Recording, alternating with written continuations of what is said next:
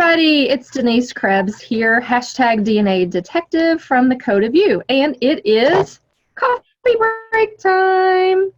So today, during coffee break, I invited a friend of mine who actually is the future son-in-law of a very dear friend of mine, who she and I have been friends. Well, I guess technically I was friends with her husband first, but don't tell her that. Anyway, years, I've lost count of that. So she actually introduced me to Alex several years ago when he was on a journey of trying to figure out what you want to do when you grow up. And so I love talking to people about that. And so I got the opportunity to sit down and chat with Alex. This is Alex Berrios. What I found out is that Alex is a kidney transplant recipient. And, you know, I don't know if you're like me, but when I think about people getting kidney transplants, I think about them being much older. Now, I'm not a good judge of age, but I think Alex is pretty young. So, Alex, welcome, first of all. Thank you. Thank you very much. You're welcome. So how did you come about needing a kidney transplant at such a young age? Well, first, Denise, thank you so much for giving me this opportunity and this platform here to kind of share my story. So I guess it first started when I was about 26. I thought I had some flu symptoms and was just kind of like, thought I was kind of invincible, thought I would just kind of run it out with just kind of taking some over-the-counter medication and just kind of sleep it off and it'll kind of run its course. But it tended to kind of continue to get worse. And so over time, it wasn't getting any better. So I went to an immediate care clinic here in Kentucky and visited with them, and they kind of checked my blood pressure. And my blood pressure was extremely high. It was in the 200s over like 130. And it was concerning for them enough to send me to the emergency room. So I went to the emergency room. I was there for a couple of days, ran a plethora of tests, and found out that, you know, after kind of the blood test and MRIs and CAT scans and ultrasounds, that I was only born with one kidney, and this was at the age of 27, that I, you know, had one kidney and it was failing and I needed to kind of get some stuff. Yeah. So you're telling me that you didn't know until you were 27 that you had only been born with one kidney? That's correct. Yes. Interesting. Yeah. Okay. Yeah. So I was born with the one kidney. I'll back up a little bit with this story. So I was a preemie. I was a micro baby. I was born, you know, in 1980, and I was born at like 1 pound and like 3 ounces or 4 ounces. Pretty small baby. And so back in 1980, obviously medicine back then and advancement weren't as where they are now. And so a lot of the doctors and nurses back then, the big things they focused on when I was in the incubator and kind of in the hospital for that period of time was my brain development and my lung development. And they don't check your other organs. They don't check your, you know, I mean, obviously maybe your heart, but they didn't check my kidneys. So for the first 6 years of my life, I was giving blood to like the, you know, Red Cross. I was, you know, just healthy. I had no other, you know, long-term effects of being a preemie really. And this at 27, like I said, I was sick with what I thought was the flu or food poisoning, and went in, kind of went through all that stuff and found out I got sick with this disease and it caused my kidney to fail. I proceeded to go within a month's time on dialysis, on an in-center hemodialysis treatment for about almost 2 years, and had the opportunity to get a living donor and receive a kidney transplant in June of 2007. And here I am almost 13 years later doing, you know, managing it okay. I mean, it's been pretty amazing. Congratulations. So you mentioned living donor. Talk to us a little bit about a living donor. So generally, the living donor process is very personal, I would say. I mean, there is a very long wait list to get a kidney and organs in general. There's about 10,000 folks for needing a kidney right now in our country. So our wait list is about, on average, in the state of Kentucky, 3 to 5 years to get a kidney from a deceased donor. But so we encourage folks to look at living donation, and basically that process is having a conversation with your loved ones, your circle of influence, or people that you may go to church with or play sports with, or family members, and have a conversation about, would you be willing to become a living donor and what that process is like. So ultimately, in my situation, I'll speak to my situation. My living donor and I attended church together back in 2006, 2007, when this all happened.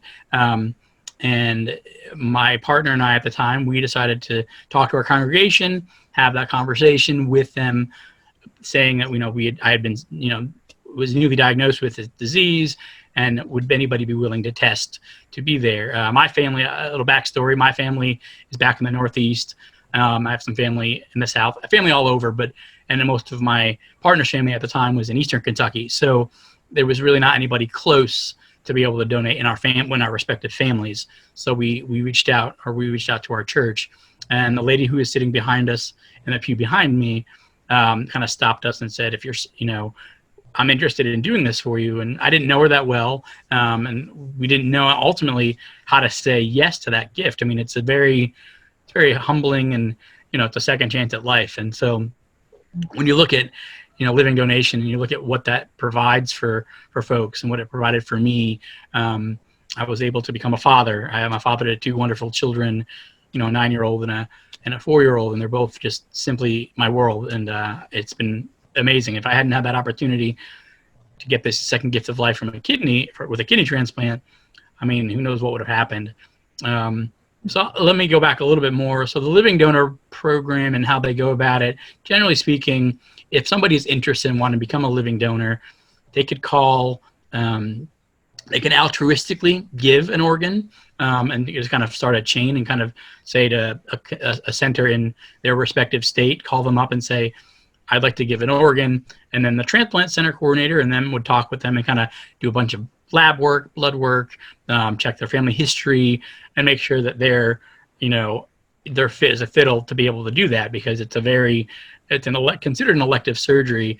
And so there's some things that I think, even though you're just wanting to do this out of the kindness of your heart, it is something that, I think needs to be more talk. I mean, it needs to be brought back in the mainstream.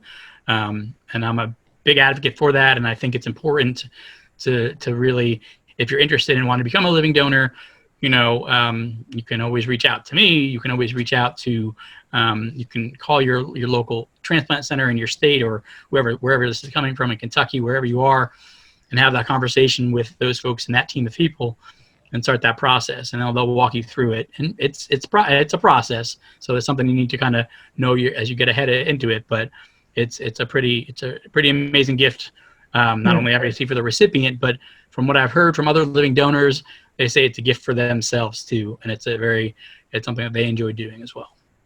Interesting. I guess I never thought about just waking up one morning. We think about other kinds of gifts. Yeah. I'm going to go donate my time to some charity, or I'm going to donate finances to an organization. Yeah.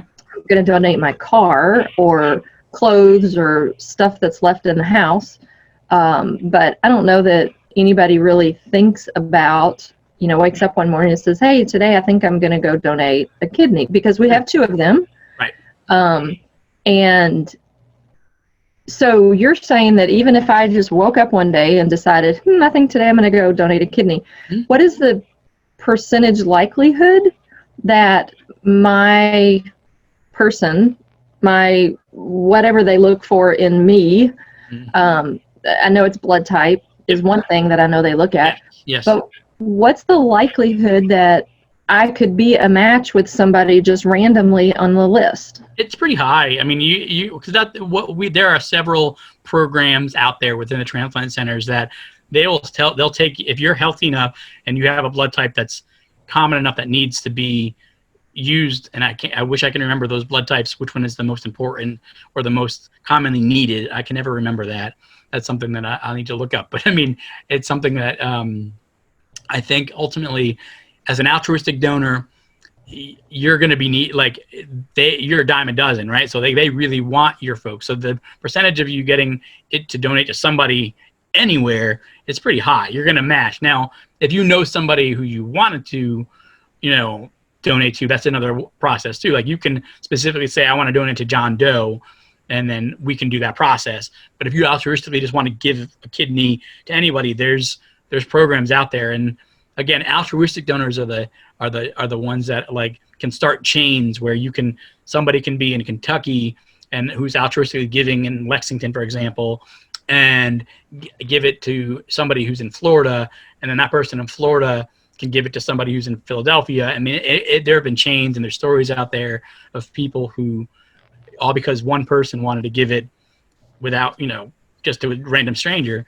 And that's what it's all about, right? I mean, to give to the next best person, the next man or woman, and give them the best quality of life, I think. So it's important to know that living both altruistically and even planning a living donation, and like in my case, it's important to to kind of spread that awareness and to bring that education to the forefront, because I think there are a lot of myths out there. People don't know.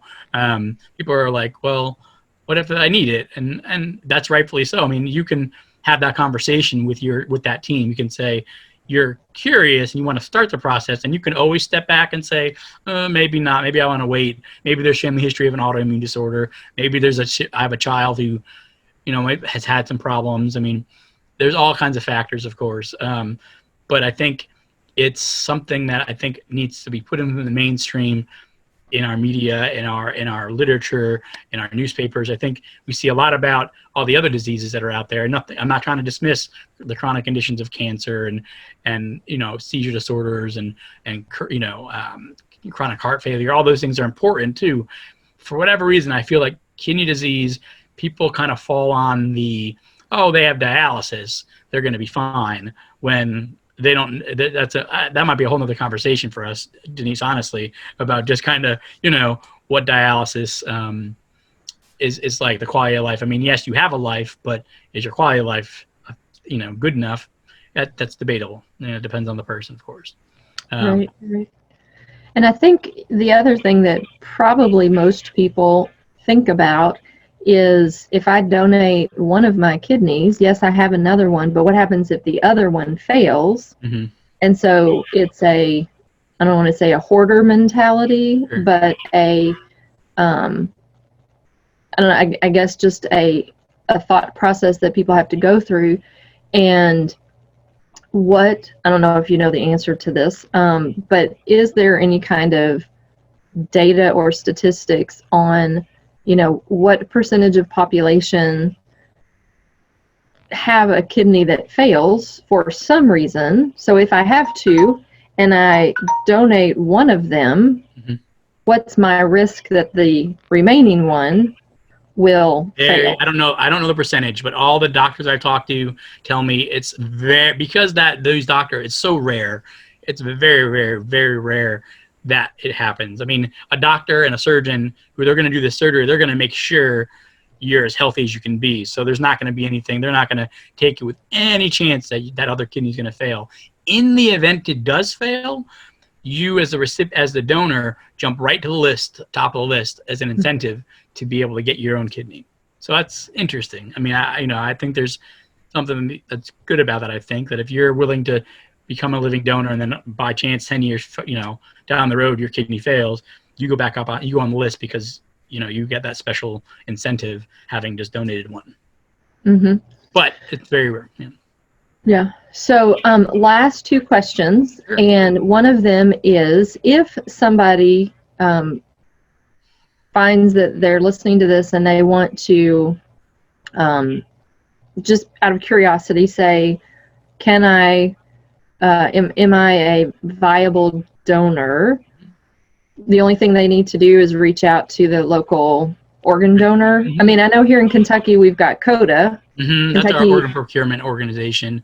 Yeah, you could reach out to CODA. I mean, really, you can reach out to either the two transplant centers in our state, obviously, or Jewish Hospital and Lexington UK Hospital our transplant program. So those two programs, you could reach out to them, give them a phone call, and say, hey, I'm interested, and they'll walk you through all the specifics. And each center, I mean, there's a lot of education there too. Like each center has different criteria on like what they want from certain donors. And you can remotely, I mean, if you wanted to, you can conceivably be a living donor, and go to different centers and try different centers. If for whatever reason you didn't match in one, you could go to another one. I've not seen it happen that way, but I know I've heard stories of that. But generally speaking, yeah, you'd want to go to your transplant center, talk to their coordinators and say, I'm interested in becoming an altruistic donor. What are my steps? And then they'll walk you through that. Mm-hmm. So if I were to check with Jewish here in Louisville, and there's not somebody here in Louisville that is a match, does the local center have a connection with the rest of the country? Yes, the rest of the region. Okay. So we have regions actually, and so they'll probably start their region first. Like they'll go from your like Jewish, and then they'll work their way out to like, and I don't know the name of the region, but like we have like our transplant region center. Like you can, as a recipient, like I can be listed at a center to receive a kidney from a deceased person from either UK or Jewish, Cincinnati, IU, or Vanderbilt. And you can be listed in all 5 of those, because the way the listing works is you sometimes, like, for example, Jewish and UK pull from a similar list, whereas like Vanderbilt doesn't pull from a different list, IU pulls from a different list, Cincinnati pulls from a different list. So as a recipient, you can be, so for as a living donor, yeah, they can put you into a bracket, into a database that they all have. They can say, okay, we have a donor who's willing to donate, and if they don't have anybody in Louisville, they would just kind of work their way out. But more likely than not, they would probably find somebody in Louisville. Interesting. Mm-hmm. And then the last question is, so your need for a kidney was a direct result of a genetic disease? Autoimmune disorder. Yeah, an autoimmune disorder. Mm-hmm. Okay.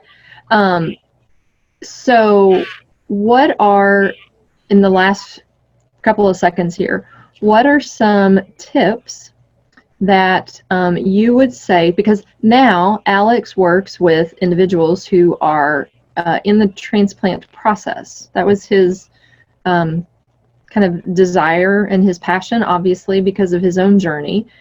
And so because of that journey, he has a little bit of insight for us that probably the common person doesn't have. But what would be a couple of tips or suggestions that you would offer to somebody, or to whoever's watching or viewing this, in how do I keep my kidney healthy? Yeah, so basically with your kidneys, I mean, it's 2 big organs that really do a lot of filtering. And so, the number one thing is keeping yourself hydrated and making sure that, when you're sick, those are the big things to worry about. And even naturally without the kidney disease, I think just keeping them, like you said, Denise, healthy is keeping hydrated with water, making sure that you're getting enough exercise, making sure that you're eating the right kinds of vegetables and fruit that are conducive to kidneys. Watching some of your electrolytes, of course, same with the hydration, and making sure you're not going too much with potassium and your phosphorus and your magnesium and things of that nature. So you want to watch those numbers. And as you kind of naturally, look to keep that kidney healthy, it's watching those foods that are high in those levels of phosphorus, potassium, magnesium, keeping hydrated are key. And you can do that on your own. I mean, if you have a nephrologist, or if you have an NP, they can have that. You can always have that phone conversation with them about, this is what I'm wanting to do. I want to know how my kidneys are doing. You can get that blood work done pretty easily, and then start from there. And then as you know what your baseline numbers are, then you can kind of make it accordingly. You can fit it accordingly by changing your diet if you have to. Mm-hmm.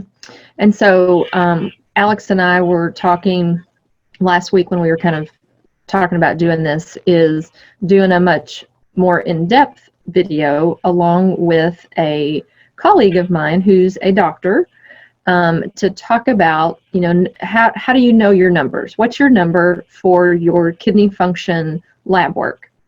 And so we're going to save that one for another day when I can get the doctor on the phone with us and do a webinar in that way. So for now, I will say thanks, Alex, for stopping by for our coffee break today. And if you have any questions about anything that Alex has talked about, I can certainly, I'll put his information below and connect him, tag him in this video, and you can reach out to him via his Facebook, or you can reach out to me and I can get you in touch with him. So for now, we will say goodbye, happy coffee break day, and enjoy the rest of your afternoon. Thanks, Alex. Thank you.